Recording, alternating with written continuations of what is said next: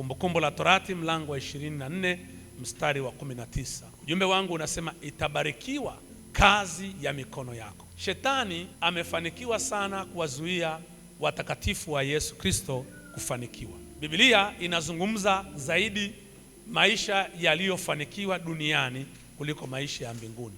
Shetani ametwist our focus, ametwist mielekeo yetu tuyaone maisha ya mbinguni zaidi na tuyatamani maisha ya mbinguni zaidi na kuachana na maisha, kushughulika na maisha bora duniani. Naomba niseme hivi, ni ukweli usiopingika kwamba neema ya kwenda mbinguni inatoka kwa Bwana na kwa bidii yetu. Kunatokana na Mungu na bidii yako ya kwenda mbinguni. Kuishi na kufanikiwa duniani alikadhalika kunatokana na Mungu na bidii yako hapa duniani. Lakini ningeongeza zaidi, mafanikio ya mtu ya duniani yanamtegemea yeye, sio Mungu.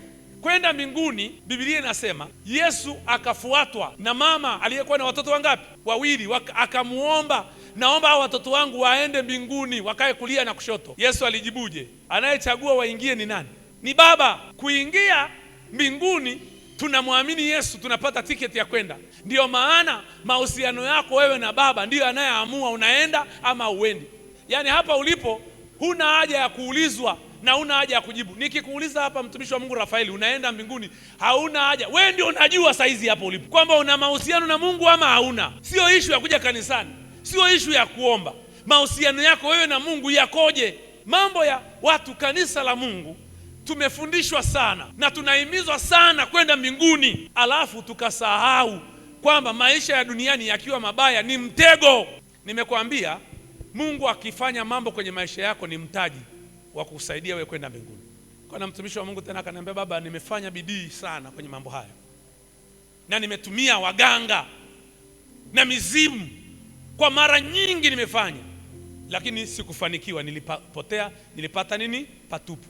Sasa nimeamua, nimeanza na Bwana na ninafanya bidii hivyo hivyo na Bwana kama nilivyofanya na waganga. Yeye Bwana akinizuilia basi ni yeye, sina sidaiwi.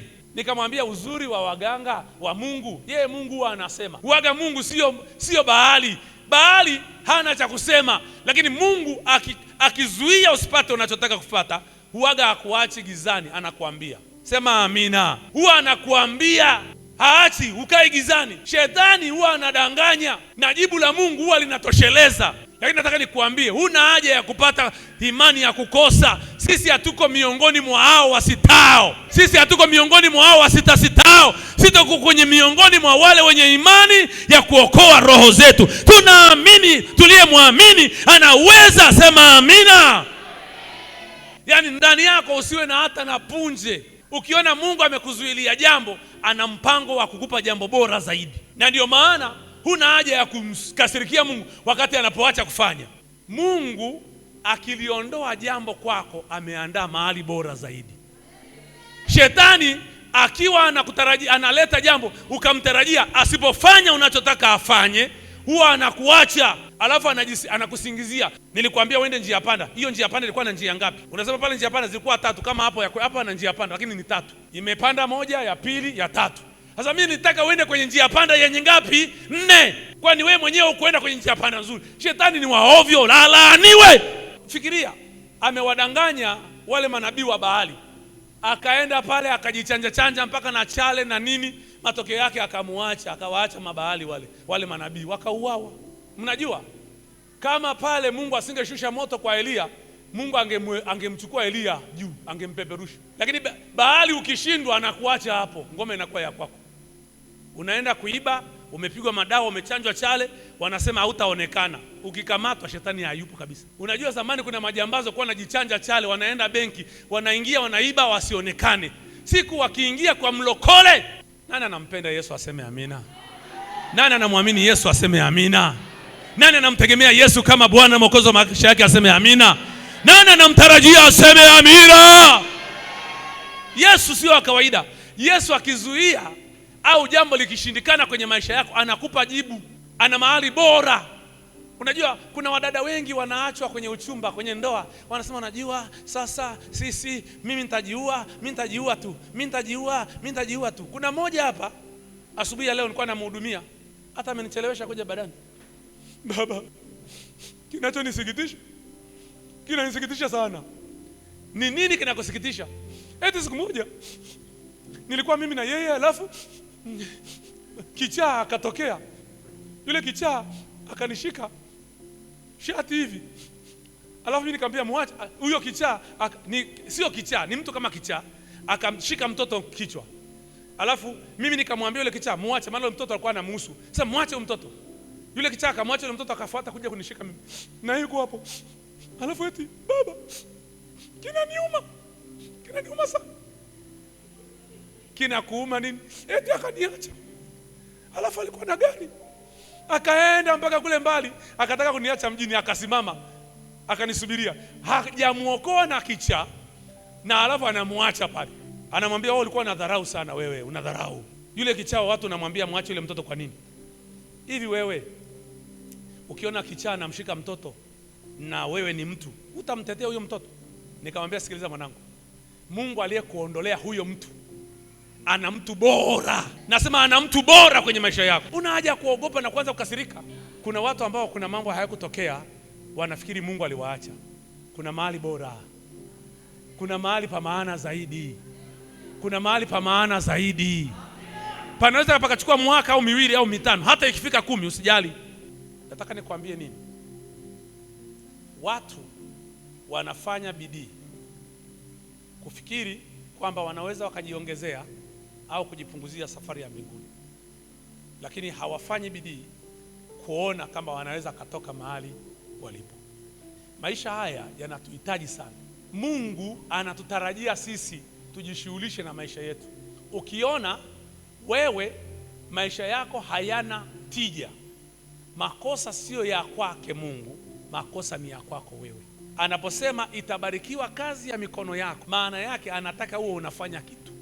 Sasa moja kati ya vitu ambavyo nitaongea na wewe sana ni siri inayokaa kwenye mikono. Kuna siri inayokaa kwenye mikono. Mikono yako ina siri, na kama wewe hautaijua hiyo siri ya mikono yako, kuna vitu kwenye maisha yako havitatembea. Inawezekana wewe ni daktari, ulisomea udaktari, lakini Mungu alichotaka ufanye sio udaktari. Kuna lengo la wewe kusoma udaktari uliosoma, lakini kuna kitu Mungu anataka ufanye. Kwa mikono yako ina siri. Kuna watu hapa mnajua ni wanasiasa. Kuna mtu kule Zanzibar anaitwa Dr. Ali Mwinyi.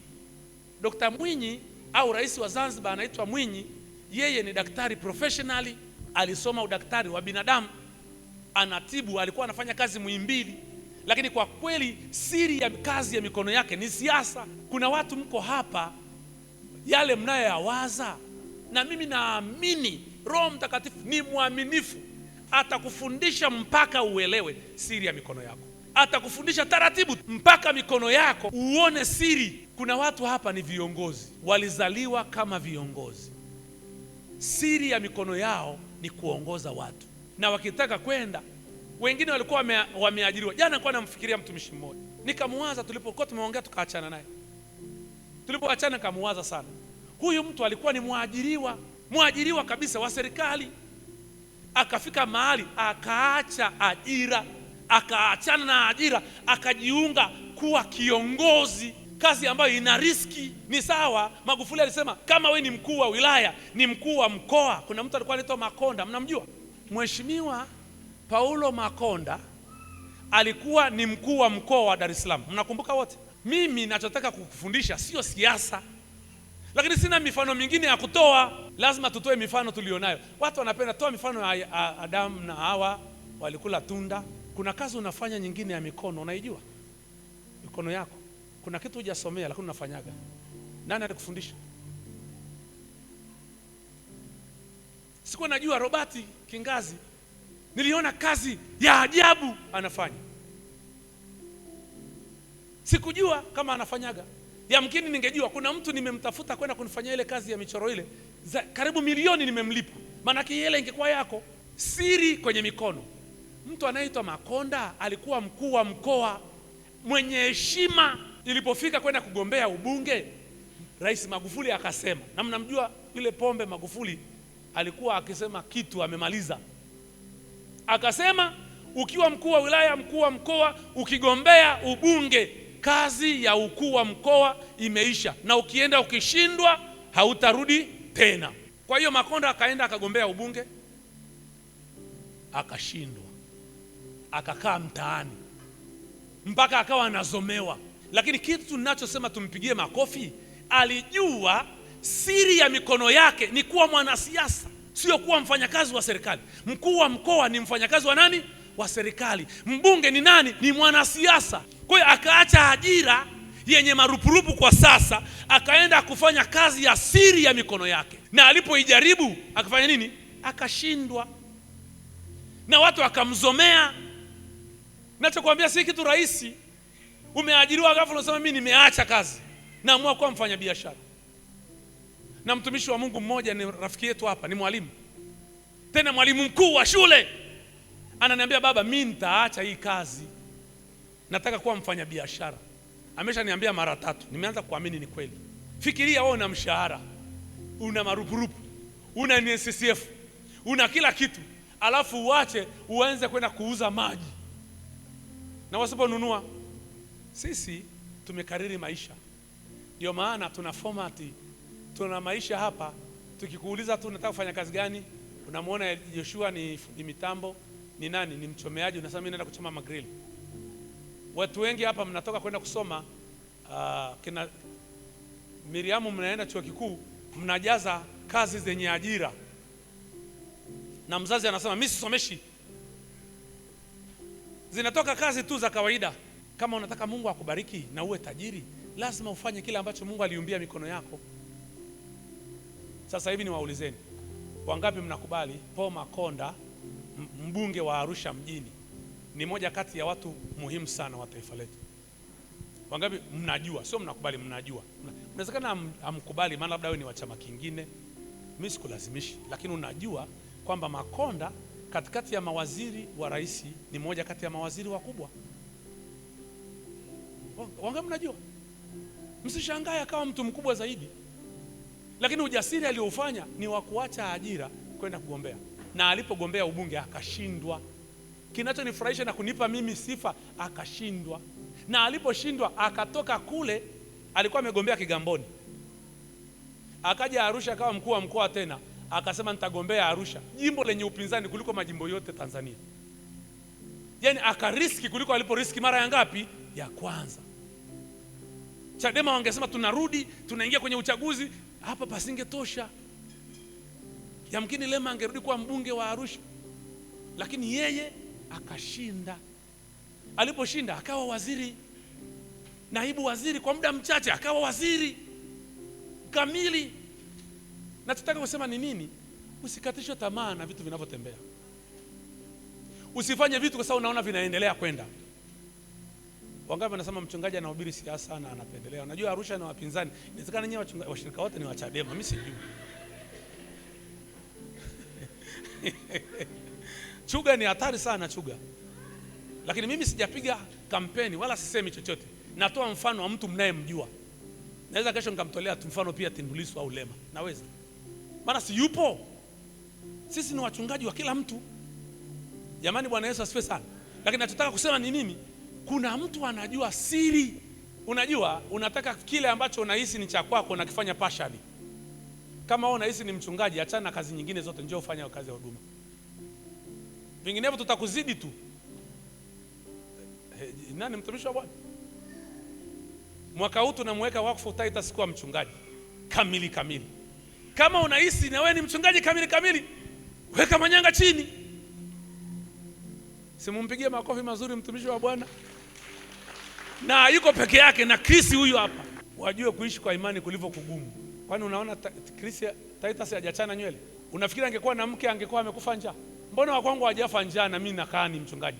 Lakini gharama ipo. Yaani leo kaamua mimi nimeacha kila kitu, nimeacha biashara, nimeacha nini na kuwa mchungaji. Edward, lazima mama Tia aelewe. Kuna watu ikifika tarehe 28 mshahara hujaingia anaugua. Ukiwa mchungaji haunaga Jumamosi wala nini wala Jumapili. Na kwanza Jumapili watu wengi sana wanafikiria wachungaji Jumapili wanakusanya sadaka. Na hata jana kuna mtu mmoja ameniambia, Bishop, kesho unaenda kuzikusanya bwana. Afadhali hata kina Sande na Kristo wamenipa hela kidogo hapa, nyinyi wengine mmekuwa wachoyo. Unaenda kufanya nini? Kuzikusanya. Lakini laiti wangejua mimi Jumapili ndio siku natumia hela nyingi kuliko siku zote. Ndio mahali nawaona watu wangu wenye shida na wabariki. Mama Alfa ananiambia toeni mtuza hazina, toeni pesa. Lakini Mungu hajawahi kuniacha. Ni kitu gani kiko kwenye mikono yako? Hebu weke mikono yako hivi mbele za Bwana na tuombe. Nataka niombee mikono yako hiyo, ili tunapoanza, maana tumeanza somo hili katika jina la Yesu Kristo, kama vile Mungu unavyofundisha hapa kwamba kila mmoja ulimuumba kwa kusudi na mpango wako, na kuna siri uliyoiweka kwenye mikono ya watoto wako, ambayo hii siri Bwana tukiijua tutafanikiwa. Maana ndipo uliposema mfua chuma akamtia moyo apigae fuawe, na apigae fuawe akamtia moyo yeye anayegonga gonga. Na ndivyo Bwana kila mmoja uliweka siri kwenye mikono yake, ili Bwana huyu akapata kuiendea kazi uliyoiweka kwenye mikono yake. Baba, katika jina la Yesu Kristo, naiombea mikono hii ya watu wako hawa. Namwombea dada huyu, mama huyu, mtumwa wako huyu, baba huyu, kaka huyu. Naiombea mikono yake katika jina la Yesu Kristo. Inawezekana Bwana ameijua siri uliyoweka kwenye mikono yake, lakini bado hajafanya kwa uaminifu. Naomba Roho wako Mtakatifu amkumbushe kwamba tazama, nilikuita kama muhunzi, nilikuita kama mfanyabiashara, na kweli unafanya biashara, lakini hauifanyi biashara ipasavyo. Nilikuita kama mwalimu, unafundisha, lakini bado haufanyi kama ipasavyo. Nilikufundisha kama mfanyabiashara, kama mkulima, nilikuita kama fundi, nikaweka siri kwenye mikono yako, lakini bado hufanyi ipasavyo. Nilikuita kama kiongozi, nilikuita kama mtumishi, mchungaji, nilikuita Bwana kama mwinjilisti, lakini tazama hufanyi kama ipasavyo. Ndio maana baraka zangu hazipo pamoja na wewe.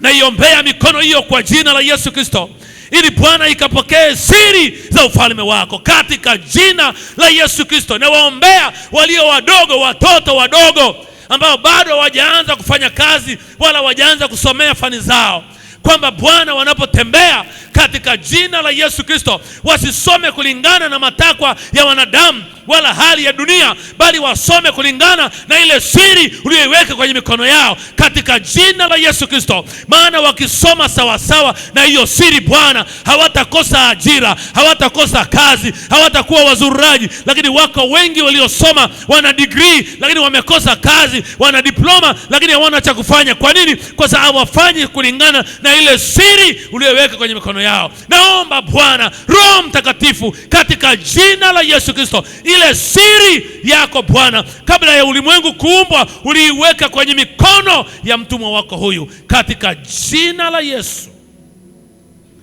Baraka zako ziambatane pamoja nao.